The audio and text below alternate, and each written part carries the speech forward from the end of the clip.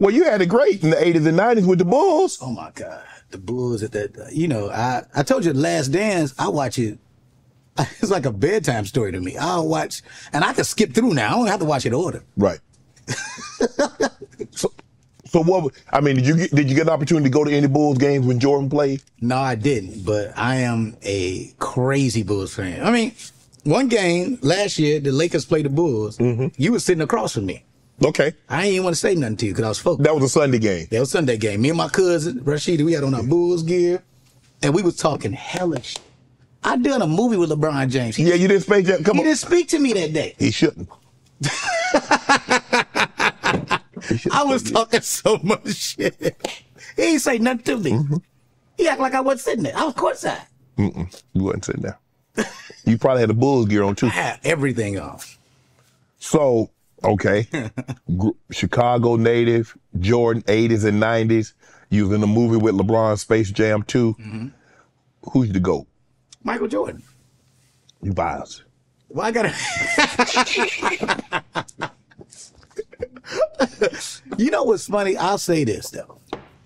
If LeBron go a couple more seasons, I may have to switch that up because there's something interesting about watching LeBron.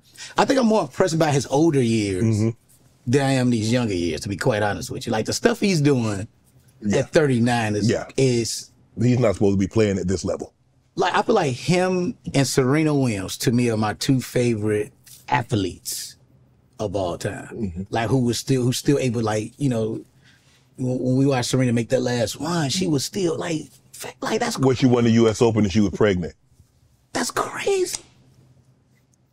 That's like the two superhumans outside of Bo Jackson, right? Yeah. You know, I wish we could have saw Bo, but Bo was like the first superhuman to me. You know what I mean? But like other than that, LeBron and Serena, they're like superheroes to me. You were in Uncle Drew with Shaq and Kyrie. What was that experience like? Oh man, that was so much fun, and it was also because I'm a sports fan. You know, I remember like telling the story, and this became a thing because I told the story when I went to the Oscars, and I know it was gonna be a thing. But I was like, you know, when, you talking about you was at the Oscars when Chris? Well, I went to the Oscars and somebody asked me about Uncle Drew, and I had to talk about something. It made it to Sports Center, which I thought was weird. Yes.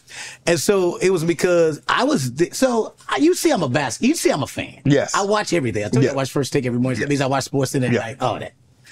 So we about to do me and Kyrie about to do our first little read together. Right. I'm watching Sports Center and I'm like, Kyrie wants to leave Cleveland, and I'm like, what? And so we get our first read is just quiet. I'm just like, before we go through these lines, can I ask you something? Is that true? Yeah. Did you? And then, you know, that's why I say I was a fly on the wall. Right. I heard some amazing stories that I would take to the grave with me as a sports fan. Wow. And it was one of the greatest environments of all time. And we played real basketball. If you watch the movie, it's a scene where Lisa Leslie gets hot. She really hit 6 threes straight. Wow. The one dunk Chris Webber does. Chris Webber does the dunk, because they all start playing for real, so he got hyped and forgot about his knees. Chris Webber dunked the ball and literally ran off set and went home.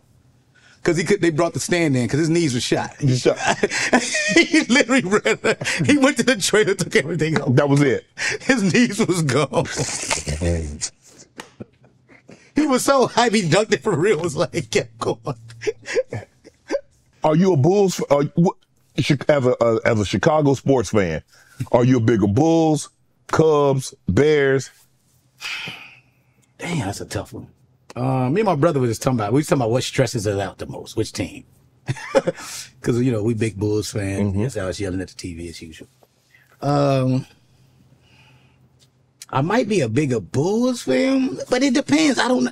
Like, it's easy to be a Bears fan and be hurt because it's only 16 games. Right. So I can get over it. It's not months. The NBA is from October to like June. So it's a lot of hurt. and you know, baseball goes on forever. God. And then, you know, especially when your team, like the Cubs made a run last year and then, you know, fell short and that. So I am a Chicago sports fan. You talking about a person, when the Cubs won the World Series. Oh, man. I flew back to Chicago for that. Watched it in the club. I ain't never hugged so many grown-ass men in my life with tears in my eyes. full blown. We was all so that was such a crazy game. You remember it was a rain delay? Yes. It was so stressful. Yes. But when I tell you that was the most peaceful Chicago has ever been, is when the Cubs won the World Series. I'm talking about black people. All of us was hugging in the street. It was, everybody was outside, no violence. Just happiness. Let me ask you a question. Who's your rappers on Mount Rushmore? You got Kanye, Common, Lupe Fiasco, Twista, The Brat, Chance the Rapper, Juice WRLD, Lil Durk, Chief Keef. Talking about Chicago? Yeah, Chicago. Okay. That's easy. Twista, Do or Die. I know they're a group, but, you know, Crucial Conflict, Kanye West, Common, Chance. I don't know if you went to school, but you do know where, like, Mount Rushmore only got 4 heads. Well, I know, but I'm not, you're not for the, if I can't do it, Ralph, I'll get my ass. I just said I'd say Mount Rushmore. I'm not doing no Mount Rushmore. I could have swore I said, oh, I'm gonna do Congress. Yeah, well, damn, you about to put 100. You about to put 100 people on Mount. I'm gonna do the council. That's okay. Okay. I can't do no Mount Rushmore. Okay, how about give me your top 5 of Chicago? Chicago. Damn. Common, the Brat, and it's tough putting Common on that list because he broke my homegirl heart. You know? Who? Tiffany. Tiffany Haddish is my best friend. Yeah, but I mean, Common had a lot of girlfriends. I'm sure a lot of people think he broke their heart. I know you don't know them like you know Tiffany. I know a couple of them, actually. Yeah. But yeah, he broke her heart, man. But I'm sure at some point in time, she probably broke somebody's heart too, Rel. Nah, it's them light-skinned Southside niggas. Oh, Lord have mercy. Well, you better tell us you better get with a dark skin, bro. They just move how they move. But I still love him as MC. Yeah. So, Ye, Comment, Da Brat, Twista, Chance. Okay. That's a nice list. Yeah. Let me ask you a question. When you hear like Chicago violence, every time, every politician, the first thing they holler, what about Chicago? It's interesting because as a stand-up comic, right, I tour everywhere. I tour all over the country, and it's a lot of places like Chicago. Mm-hmm. You know, I just think none of these politicians will ever own up to how they just, what they create in all the inner cities. I'm talking about from Chicago to Baltimore, D.C. It's fam. Yeah, for sure. Memphis. Like, what are y'all talking about? It's what it is. So,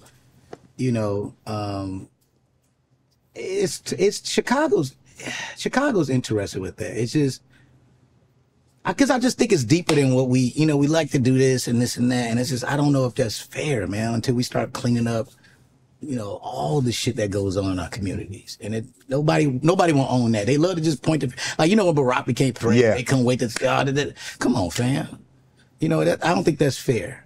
And honestly, we didn't have social media then. I think the 90s was worse. Oh, for sure. For the violence? Man, it was crazy. Like, it was like, that's when drive-bys was happening. That's when, like, people would tell you go home for real because they about to, it was about to go down for real. It wasn't like, stuff is a little more looser now, but back then, it was way more organized. It was a bunch of gangs. I went to high school. 1 year in high school was one of the scariest years of high school. They had closed a school that was down the street from us. So then all the gangs, literally, they put all those students in one school. So after every bell rang, it was just fights everywhere. It looked like Lean on Me. It was fucking crazy. Wow. It was really crazy. I'd never seen nothing like that before. Want to join Club Shay Shay? Become an official member by hitting that subscribe button, where you never know who's going to be joining us for drinks and conversation. Don't be late to the party because we like to do something before 2 something.